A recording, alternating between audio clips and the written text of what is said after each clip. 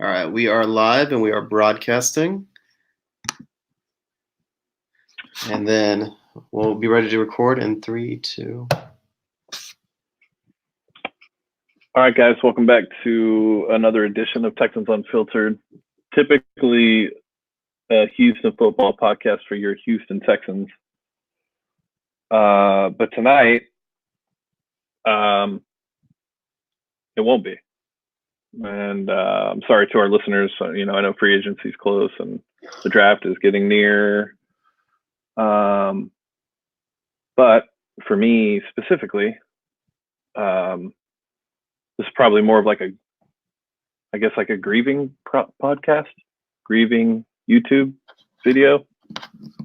John, I don't honestly even know how much you'll have to say. I might talk forever, and if that's the case, just interrupt me.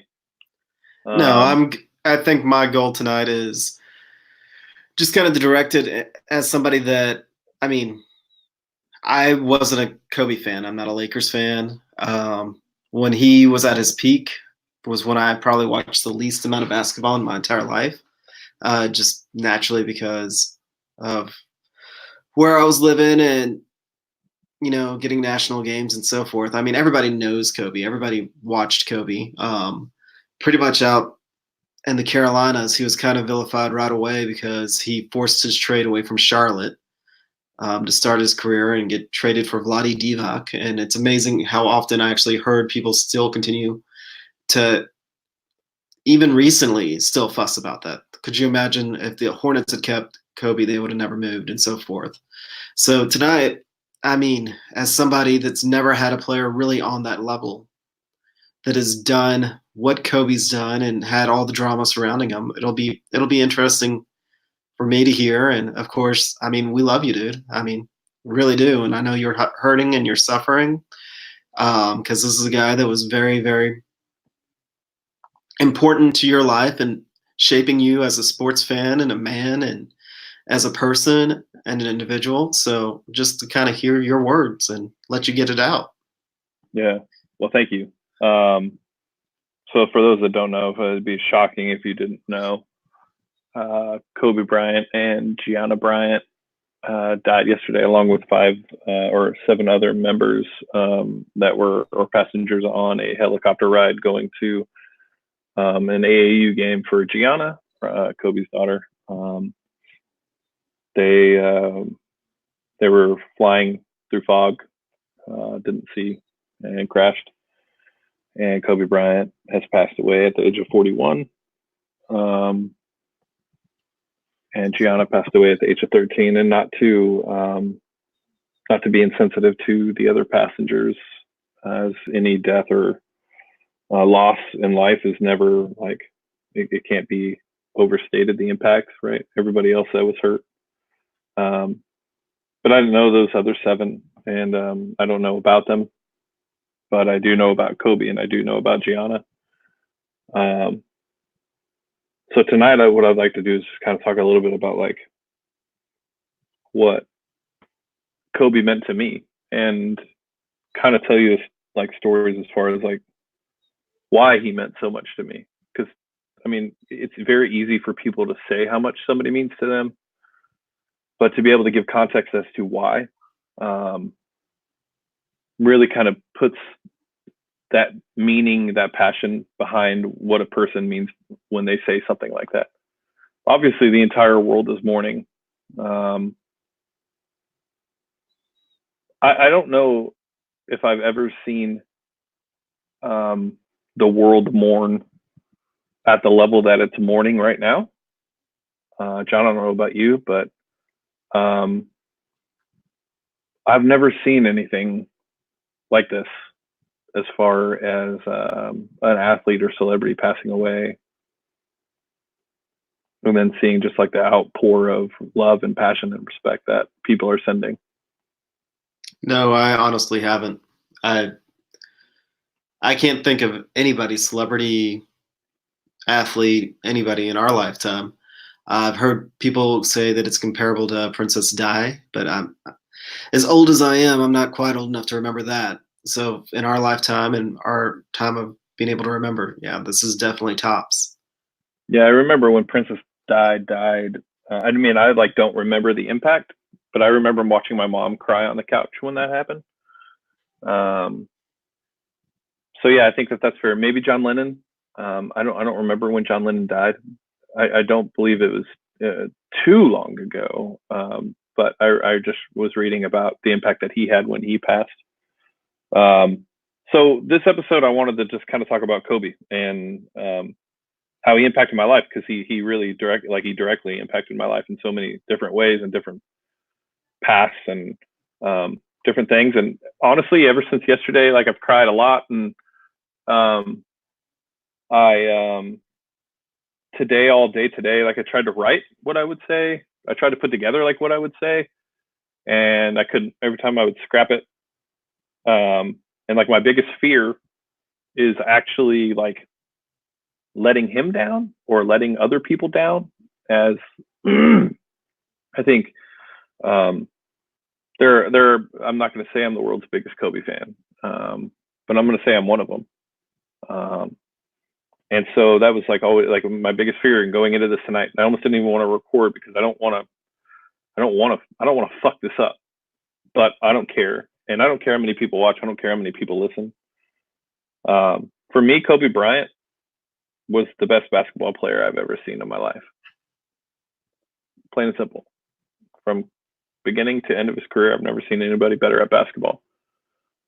I got to see the last 5 to 6 years of Jordan, and he was a great player. But every time you bring up the conversation of, anytime I do, because I'll go to the grave thinking that Kobe Bryant was better than Michael Jordan. Everybody always talks about the way that Michael Jordan transcended the NBA. But yet, what I don't understand is how that makes him a better basketball player than Kobe Bryant. And that's always a part of the argument every single time. You can't ever have the argument without somebody bringing up how Michael Jordan evolved the game. Well, what Kobe needed was a catchy jingle. He needed the "Be Like Mike" or the Air Jordan shoes. And right. I mean, again, it's my wife's a UNC grad, so I can't ever say anything negative about Michael Jordan and not fear for my life. However, again, we're just at that age where we saw the end of Jordan, the beginning of Kobe. I mean, honestly, I would say Kobe has more of an impact on my life as a basketball fan than Jordan did. But again, it's one of those one-to-one comparisons that I wouldn't. I don't think anybody's right or wrong. Yeah, I think that what I remember about Kobe specifically was when everybody started saying, will he be the next Jordan? And that was kind of unfair to him because he was the first Kobe. Yeah. No, fair. All right. So to understand the impact of Kobe Bryant on my life, you kind of have to like know my life story and where I came from. And I'm not one to talk about personal stuff. I don't like to talk about myself. I don't like to talk about my life, things I've been through. But I think for anybody to understand like what Kobe meant, I feel like I have to do this. So I was born in Houston, Texas. My dad chose cocaine and drugs over me and my mom. And my mom when I was 2, was given a car by the neighbor to go to California and get away from him to ensure that I was forever safe.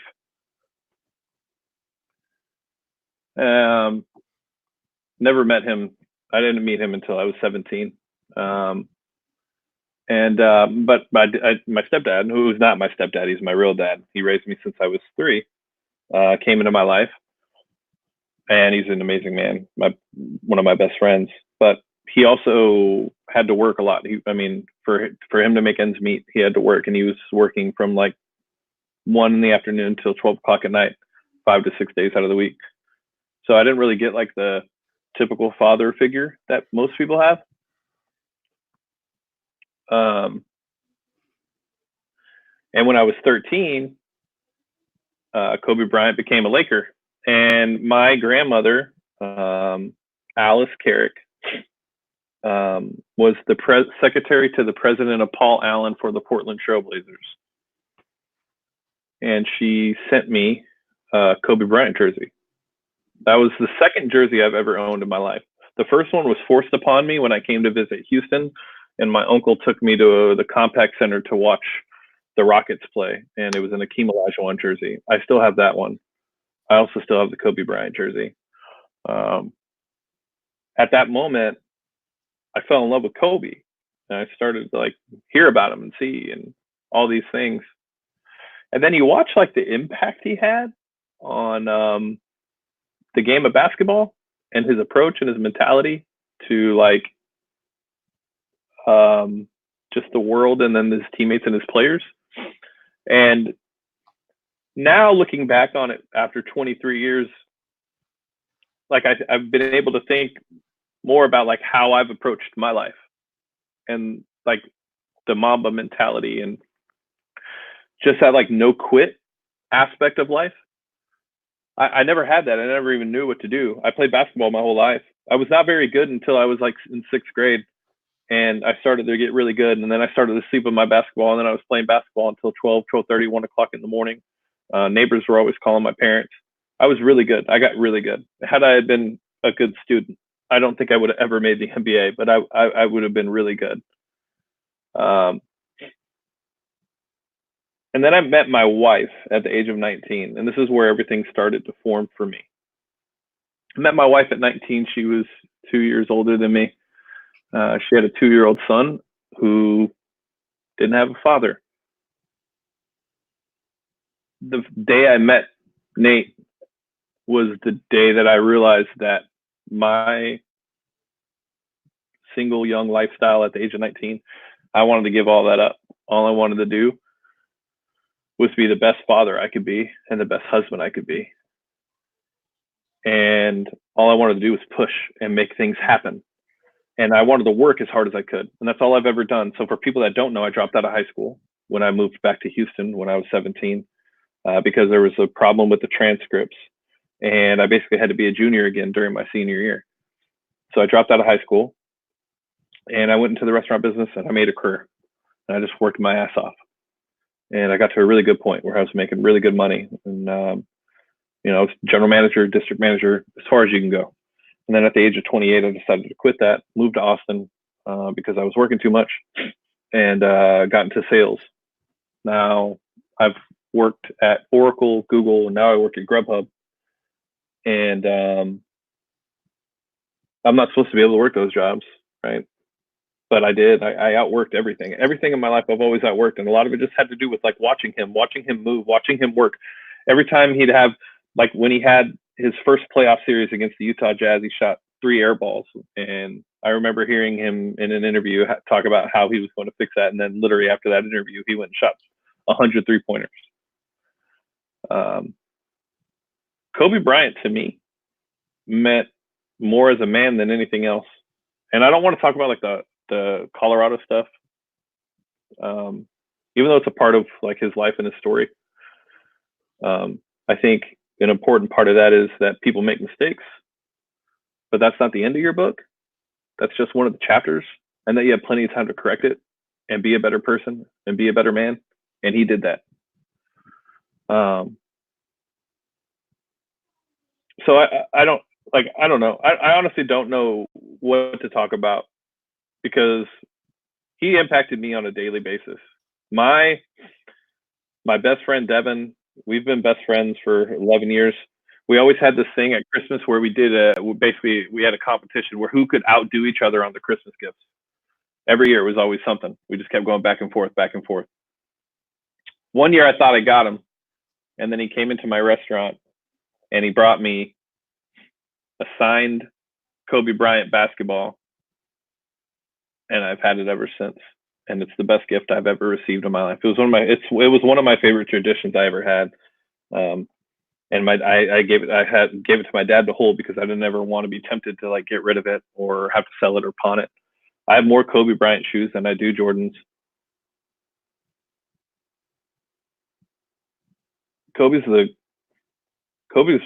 His impact on LA. When you just think about like what a person can do, like John, could you imagine being able to have the impact that to the magnitude that somebody like that had? Like, could you imagine being able to single-handedly change, I guess, life the way that Kobe did? I can't even imagine. I mean, yeah. Especially what's impressive about Kobe is the Lakers are the Lakers. I mean, they're more successful than the Yankees. I mean, they're just kind of ridiculous. It's one player after the next. And Kobe was still able to make himself unique in that run. He's not a continuation of anybody or any sort of I guess legacy of being a Laker. It wouldn't have mattered what team he was on. There's not the like Jeter gets the Yankees boost. Kobe wouldn't have needed that. If Kobe had gone to Charlotte and he had ended up being a Hornet, they would have had an all-time great stretch. Granted, everybody's always going to throw in the duo of him and Shaq. But you also got to remember how many times we've seen duos in basketball fail. It usually takes three players, and they were able to do it. And he won two more after Shaq left. Yep. So you got to give him credit on that. And this is a guy that went from being universally reviled. There was a time where he might have been the most hated athlete in the entire sport, unless you were a Lakers fan. Maybe in all. And he embraced it. Yeah, he absolutely did. And this is probably where he struggles to reach the same sort of acclaim that Jordan did, where Jordan didn't want to be hated. Jordan wanted to be a salesman. Kobe did not care. Kobe absolutely did want to win. And the thing that's really impressive about that, though, is Kobe never changed his persona. Yet, as he was starting to get older, and especially after his Achilles injury and even into retirement, he took those same traits that people used to revile him with, the things that made him the bad guy, and he turned them into strengths. Like, you talk about the Mamba mentality now, you talk about the intensity, and this was a guy that cared about one thing, and that was about being the best basketball player ever and winning. And he was going to outwork every single person on earth to do that.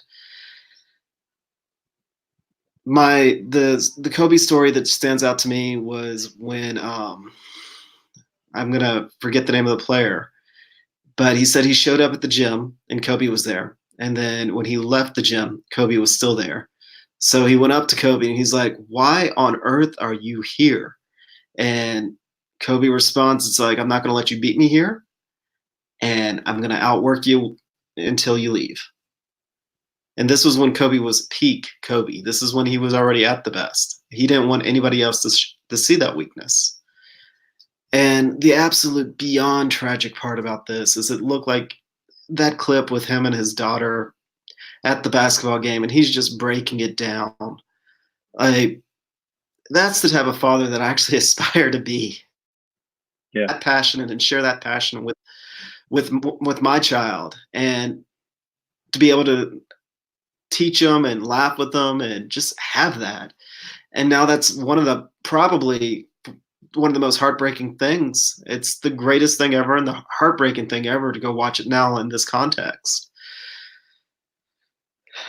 And she was destined to be great.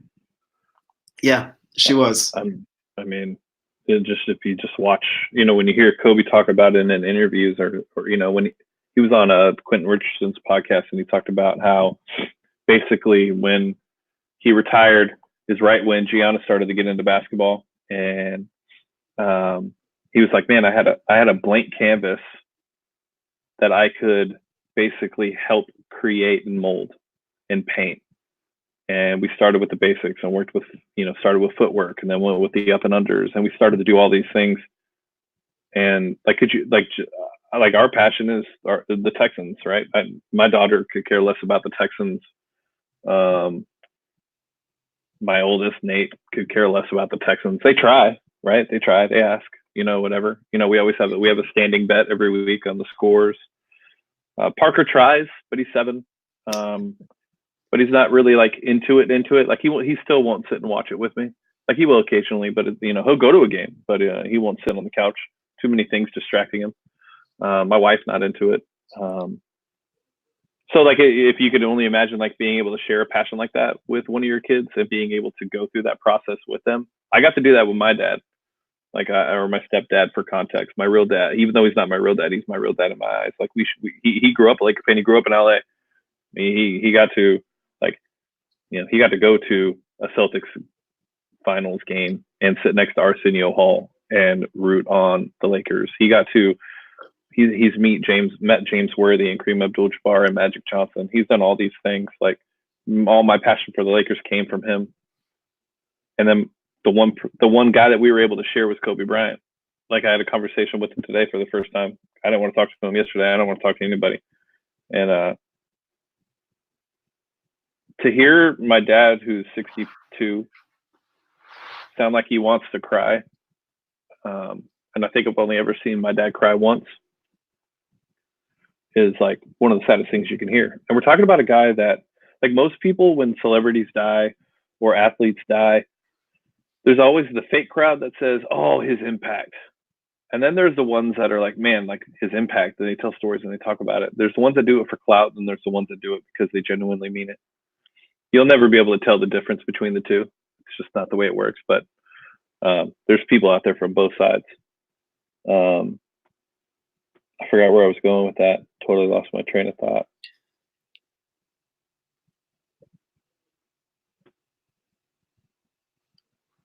I don't remember where I was going. Lost it. But just to hear my dad feel that pain at the age of 62 and being able to share that with him for as long as we did. I remember where we were when we watched the Utah playoff series. I remember where we were when we were watching the Trailblazer series. I remember where we were when we watched the Kings series. I remember where I was when I watched the Celtics series. I remember where I was when we watched the Magic series. Like, I remember where I was at all time with all these games. I got to see him play 10 times in my life. And then I think the biggest part about Kobe that people miss is he embodied what being a Laker is. I don't think people really understand. Like, I don't want to shit on LeBron because he's hurting. But LeBron went to LA to be in Hollywood and set up the rest of his life for his businesses. He never felt like a Laker. He still doesn't feel like a Laker. Even Colin Cowherd the other day literally said the same thing. Like, LeBron hasn't felt like a Laker. He didn't say it in a derogatory way. He was just talking about something else. And like, LeBron doesn't feel like a Laker. Kobe feels like a Laker. Like, Kobe is he's the greatest Laker of all time. Being a Laker is embodying the city of LA. Being a part of the culture and the community. Kobe did all of that. LeBron hasn't done any of that. That's another conversation for another day. But like the moments Kobe had on the court, people will talk about the 81, they'll talk about the 61, they'll talk about his final 60. Hell, from a Rockets perspective, I know there's games because I was there where he would just take your heart out and stomp on it. He was the ultimate competitor.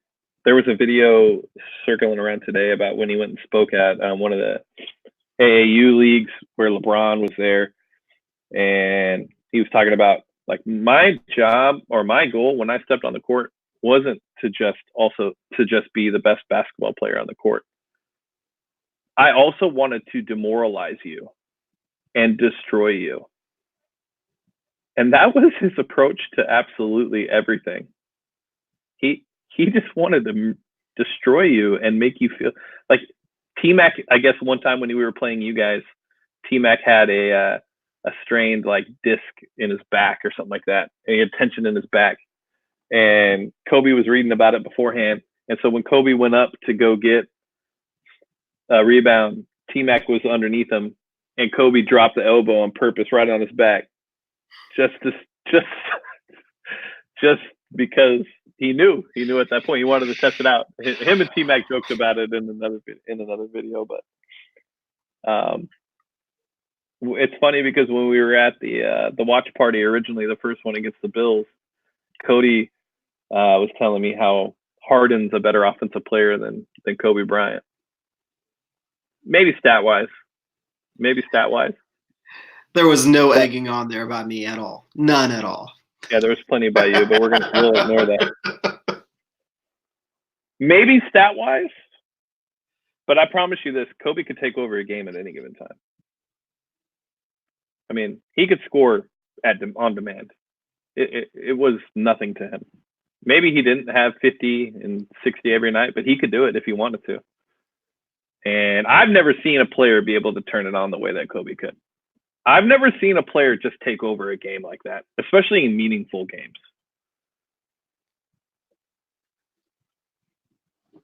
And I'm not comparing the two. I'm just saying, like, I know Harden's great. I love Harden. I love watching him play. He's a huge Kobe Bryant fan. Yeah. He's one of those LA guys. I mean, yeah. Him and then he Kawhi was Paul George. And then, I mean, Kobe gave Harden like the blessing. He said he's the next one after. Yeah. So, I mean, like I said earlier, Kobe had that way of kind of getting under your skin. And you know, we were being homers and we're running our mouths talking about Harden being better than Kobe and offensively, only offensively. I think that there's an argument there, but this isn't the time or the place. But not as an all-around player, and definitely not as a clutch player. And I'm a Harden defender, but definitely not as a clutch player. Like, that's the one thing that I think Kobe may actually have been, is probably the most clutch player ever. Because, like you said, if you needed 10 points in like and at the end of the game in the last 2 minutes, Kobe would go out and get them. Like, and you knew he would too. And I remember even watching a couple of games like that, like, are you serious? Is this going to happen? And it did happen. It did. And like, when you think about, I don't know, when I just think about his performances and what he did, I mean, he was just, he was so amazing. I mean, he really was. I can't stop thinking about the fact though, like, of being in the helicopter with your daughter and basically having to tell her, like, we're going to die. Because Kobe wouldn't have been like, hey, everything's going to be okay. I don't see it. Kobe's too blunt, too forward. I mean, maybe as a dad he did, but I couldn't imagine having to sit there and hold your daughter as you're about to crash and die. That's probably the thing that messes me up as a parent when you think about those things. Like, I couldn't imagine going through that. I couldn't imagine it. And for 30 to 45 seconds or however long it took, he literally had to sit there with her and die with her.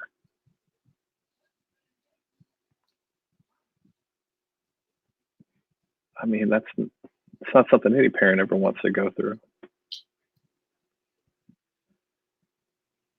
Not something anybody wants to go through in general. Nobody wants to go through, whether it's your kid or not your kid.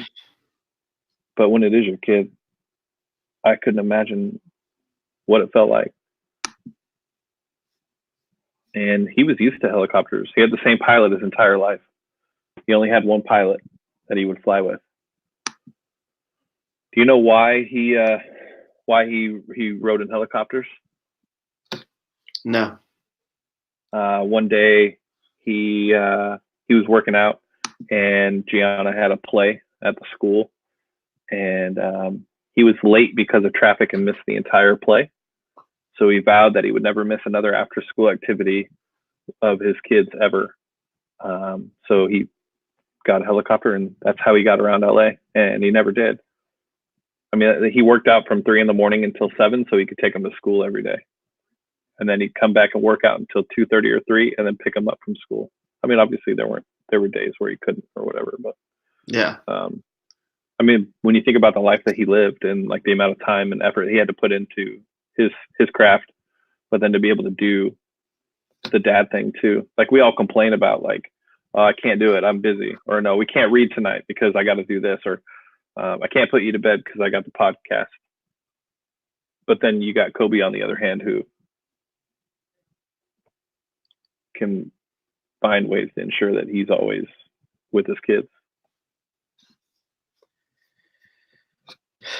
Well, I hope I hope this week kind of all of y'all that are parents, just I hope you can take a couple of more minutes and just appreciate your child or your children. I A lot of these things, once you become a parent, for those of you that aren't, they hit. Not to say that they don't hit hard, but they hit in a different way. And like James was saying, to imagine that with your child, like the only blessing is that is she was with her father. For him, I can't imagine it, but for her, she was at least with her dad, and she felt loved. And Yeah. but I well, don't know. I let's. Go ahead. I was just gonna say, let's kind of turn it a little bit into, I guess, a remembrance. What's the first Kobe game you ever watched? I'm sure it was his first game ever, but I'm also sure you remember it. I actually don't. I mean, I watched. Yeah, I mean, I watched his first game. He's played so many that I honestly can't think of like the first game that he like that I like. The first game that I really started to see like what he was going to be was actually in the Utah series where he did shoot 3 air balls because he had some amazing plays in that game. Obviously, like the playoff run he had with Shaq, like that alley oop. I mean, they were down 22 with 7 minutes to go in the fourth quarter. Most people would have quit that. You know that you're not coming back from that, right? But that's not Kobe's mentality. I mean, that's one of those plays that will go down in NBA history as one of the best plays ever. You know, I think for me, like, I Well, always let's. loved when he played the Rockets. To be honest with you, I um, didn't. and then that was because I was there. Right? Like I was there every year. A funny story. I went to. I don't remember if it was Western. Nah, I don't think it was Western Conference Finals. Y'all didn't get that far then. That was I don't know, one of the divisional rounds, maybe, or maybe the first round. It was back in 2008, 7, 9, 8. I don't know. I bought really good tickets, and I wore my Kobe attire, and I was his biggest dick in the entire stadium. I was talking more shit than anybody in the entire stadium, and I embraced all of it. I had a hot dog thrown at me. I got circled at one point in Toyota Center by a bunch of Rockets fans. My buddy who I was with, who wasn't a real basketball fan, but I made him come with me, was worried for his life. He thought we were going to die that night. I didn't care. I didn't give a shit. I got to watch Kobe destroy you guys in the playoffs. Like, I don't know. I mean, there's tons of great moments. I think the one thing that people don't realize though is about Kobe that bothers me the most at this time is just the fact that, like, you know, he got a bad rap for being a bad teammate, and this kind of works in the Deshaun aspect to me. He got a rap for being a bad teammate because he had high expectations for everybody, and he had the approach of, we're going to outwork everybody and become great together. And if you can't do that, then I don't want you on my team. If you're not going to put in the effort, and that's what happened with Shaq. He told Shaq while he's making Shazam and rap albums and doing all this in LA, look, dude, you could literally be the best player in NBA history if you just put forth a little effort and didn't rely on your raw athletic ability. And Shaq didn't like that. Yeah, you got to remember, Shaq was, just for context for some of our younger guys, Shaq was notorious for using the regular season to get into shape. Yeah, he used like 32 games to get into shape. He didn't work out during the off season. He came in always overweight. And the great thing about the NBA is every game's conditioning. And that was Shaq's conditioning. And he was still good. He was still one of the best players in the league doing that. And then that's why towards the end of the year, one of the things was remarkable about Shaq is he didn't get tired out from the NBA season, and I think that's where Kobe even kind of played a part into it because it continued to push him. But he played himself into shape. He would get in better shape, and then in the playoffs, he was just a beast. And again, I think part of that was Kobe. Just literally, Kobe, especially when him and Shaq were first teamed up together, it was amazing to see how quickly that he would start barking at Shaq. And I literally mean barking, like just like, dude, you're a kid. You're like 18, 19 years old, and this is Shaq. This is the Shaq. There's a reason why half our college football players have Shaq as part of their name now. Like, again, back then, especially late 90s, Shaq was basketball in a way that I don't even know if we can really truly appreciate now, because he did get overshadowed by on kind of like the polls on Jordan in the beginning and then Kobe at the end. But there was a stretch there that Shaq was huge, and there's this kid that just literally a kid that wasn't going to back down to him, and it was yelling at him on the court. Yeah, I mean, Shaq was at that time. Shaq was the best player in the NBA. You couldn't stop Shaq.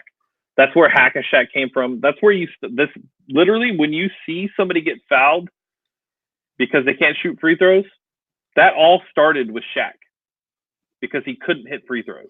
And the only way you could stop him is if you fouled him. Because if not, he was going to get buckets, and he was going to get a lot of them. And he was just a power. I mean, I still think he's the most dominant player I've ever seen play basketball. And I honestly don't think that can be argued at all. He was the most dominant player to ever play the game of basketball. That's all there is to it.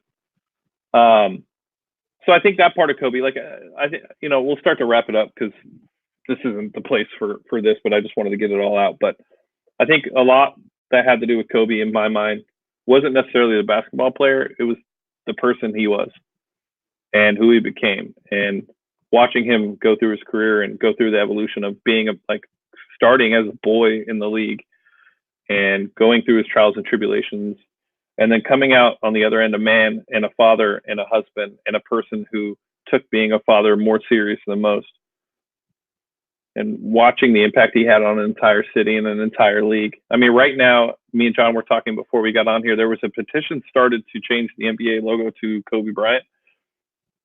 Originally, they started with the goal of 500,000 signees. I think they're at 1.5 million right now.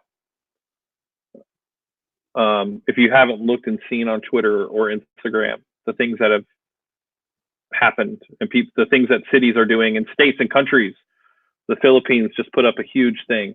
Taiwan's doing it. Houston turned all the lights on there on 59 to purple and gold. New York Stock Exchange today, purple and gold. This is a guy who made an impact that we all wish we could make when we were a kid. But the biggest thing that separates him from everybody else is that he worked so hard to be able to achieve it. He's the kid that said, I'm going to do these things, and then actually did it, and did it at the highest level you could possibly do. So for everybody, like when you hear like musicians say, oh, you can follow your dreams, this can be accomplished by you. Some of those people do get lucky. But a lot of times these people work as hard as they can to be able to accomplish those goals. And Kobe did that. And Kobe did something that not many of us can do. And I lost the biggest impact I've had. I felt like I lost a family member in my life. And all I can say is, like, I hope we all take and learn from what he taught us. If there's something you want, just work and get it. John, like for the podcast, like for me, like this was like a really like eye-opening experience for me. Fuck everybody else. I want to be the best at what we do because that's what I've always done my entire life. And we're up there, right? But like I want to be better than everybody. Why aren't we comparing ourselves to Texans podcast? I don't care about them. Why aren't we comparing ourselves to The Ringer, to Sirius, to all that? That's where we should be competing. We should be competing against the best because that's what we are. We should be competing for the best. And that's how we need to approach it moving forward. And I'm sad. I'm really sad. I wouldn't play 24 today. It's been changed from 21 to 24 overnight. And man, I'm really good for like 15 minutes. I'm like back to my old prime.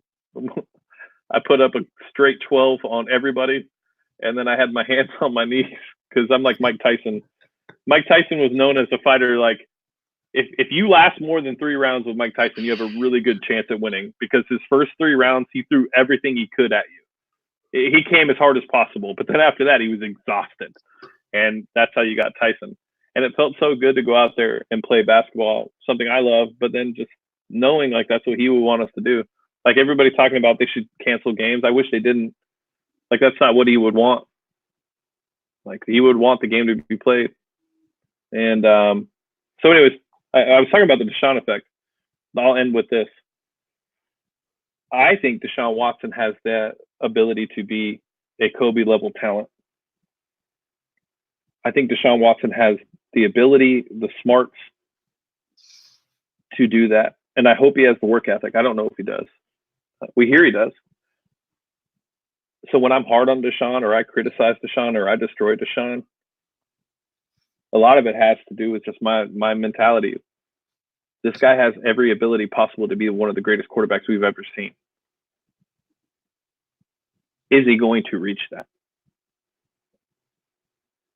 And I hope he does, because then all of Houston will be able to understand exactly what this feels like later in life. To have somebody mean this much to you and to your city. Like, you guys think that JJ is big? JJ is nowhere near the level of what Kobe Bryant was. And I don't mean that in a mean way, but unfortunately it's true. Kobe Bryant had a much bigger impact across the entire world. The NBA is more of an international game. Like, that's just the way it works. But yeah, so whenever you guys hear me complain about Deshaun or critique Deshaun, just know that it comes from a good place, and knows that it comes from a place where I think that he can exceed those expectations and be one of the best. I don't have anything else, John. I don't really. No, it's Deshaun and Kobe were friends. Deshaun was getting coached up essentially by Kobe on the Mamba mentality. And to tie it to the Texans, hopefully Deshaun takes it to heart.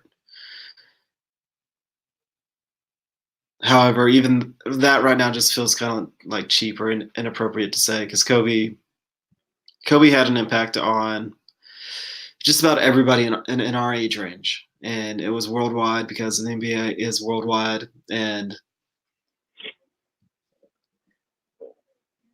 it's just a shame that no one should be taken that soon. And I just want to end with thoughts, prayers, whatever you believe towards his family. I can't imagine the heartache that they're going through.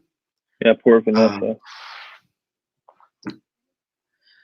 Wouldn't wish it on my worst enemy. Thoughts and prayers to you, James. Obviously, Thank you. Obviously, we all care about you. We have a great community of listeners, and I'm sure we have the best. We have the best, John. I'm sorry to interrupt you, but we really have. We really do. Like, you guys are so amazing. When I put it on the Discord that this was going to be the episode tonight, like, everybody was so supportive. Like, our listeners are just fucking amazing. All of you, like every single one of you, even the ones that don't agree with our points, my political stands, or what I believe, or if you're not the biggest Kobe fan, the fact that you guys are just okay with me doing something like this.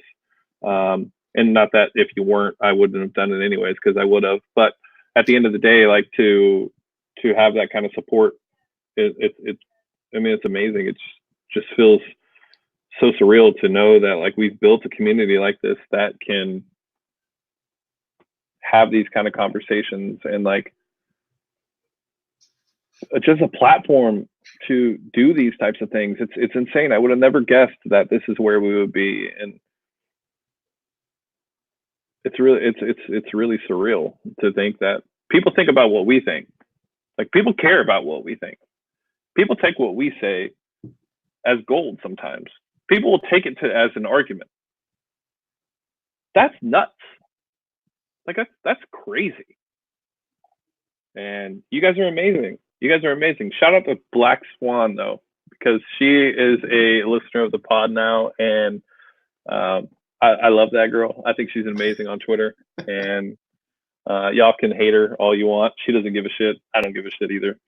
But she's cool, and we had some really good DMs the other day. But yeah, man, celebrate life. Hug the ones you love. Make sure you tell them goodnight. Make sure you give them a kiss. Don't ever leave the house without telling everybody goodbye and you love them, ever. You never know what can happen. Make sure when you walk out of that house, if there's people there, that you tell them you love them. Please. Because it's important. One last funny story, and then we're going to go. 2 years ago, Parker was throwing away a piece of aluminum foil in the trash can, and he shot it like a basketball. And I said, "Hey, you did that wrong. Go get that back. Go get that aluminum foil. Come back over here. Now watch me do it." And I did it, and I yelled Kobe. And ever since that day, anytime Parker does anything, he's 7. Anytime he shoots anything, automatically Kobe. And those types of things should always live on. And I'm sad that we lost somebody at the age of 41 that had like such an impact. But we do need to celebrate his life and remember how great he was as a person, as a man, as a husband, and as a basketball player. And for anybody that tells you that an athlete or a celebrity can't have that impact on your life, tell them they're dumb, because that's not true. We're emotional creatures. We get attached to things, even people we don't know. But those people can still have a direct impact on your life and how you are as a person, as a woman, as a man. And don't ever take it for granted.